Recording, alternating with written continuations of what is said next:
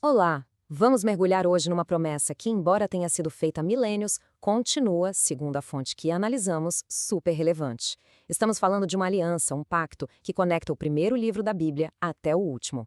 Vamos juntos desvendar esse fio condutor da história? E tudo começa bem aqui, com essa frase lá em Gênesis. Essa é a promessa fundamental feita a Abraão, a sementinha de tudo que a gente vai conversar. Pense nela como um fio de ouro que a gente vai puxar ao longo de toda essa narrativa. Então, para começar, vamos entender a natureza dessa aliança original, o que ela realmente significava. A fonte que a gente estudou dá um destaque enorme para a expressão aliança perpétua.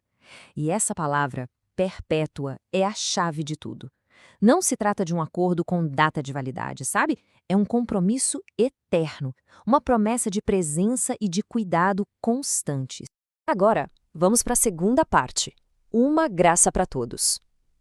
Afinal, para quem era essa promessa? Isso nos leva a uma pergunta bem importante. Será que essa aliança era algo exclusivo, só para uma nação? Ou o alcance dela era muito, mas muito maior? A resposta, segundo a análise, é que a intenção sempre foi universal. A frase "em ti serão benditas todas as nações da terra" é a grande prova de que a promessa foi feita para ultrapassar fronteiras, para abraçar toda a humanidade. E aqui a ideia se expande de um jeito fascinante. Essa graça não é só um conceito espiritual, não. Ela seria a força que sustenta a própria criação. Desde o surgimento das civilizações até o voo de um pássaro, tudo, absolutamente tudo, subsiste por causa dessa graça. Bom, agora a promessa se move de fora para dentro. Vamos ver como ela evolui para uma transformação profunda lá no coração humano. O profeta Jeremias marca uma virada de chave aqui. A aliança deixa de ser sobre seguir regras externas e passa a ser sobre uma mudança interna. A lei agora é escrita direto no coração. É algo muito mais profundo. Esse slide mostra bem o antes e depois dessa transformação. De um lado, o coração de pedra, endurecido, insensível. Do outro, um coração de carne, vivo, receptivo, que consegue sentir. A promessa é de uma troca radical. E o profeta Ezequiel detalha como essa cirurgia espiritual acontece. É um processo com 4 passos bem claros. Primeiro, a promessa de um coração novo. Depois, a remoção do coração de pedra. Em seguida, a substituição por um coração de carne.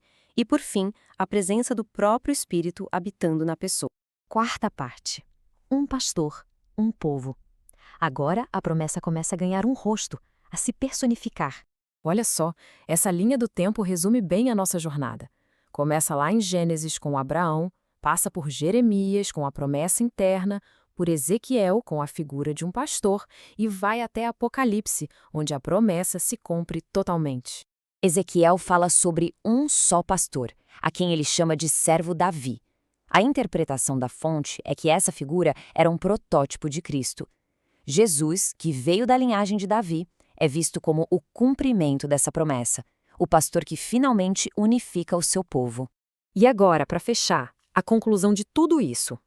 A promessa eterna. Vamos ver como todas as pontas se amarram no final. E lá no livro de Apocalipse, a aliança reaparece, ecoando a promessa original. Só que agora com uma intimidade ainda maior. A relação evolui de Deus e seu povo para pai e filho.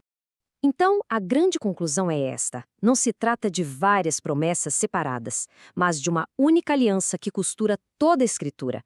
A mesmíssima voz que falou com Abraão lá no começo é a que declara o cumprimento no final, tecendo uma história única e ininterrupta de redenção. E tudo isso nos deixa com uma pergunta final para a gente refletir. Se essa promessa é de fato eterna, qual é o propósito dela hoje? O que significa, no nosso dia a dia, fazer parte de uma aliança tão antiga e, ao mesmo tempo, tão presente? Fica aí a reflexão.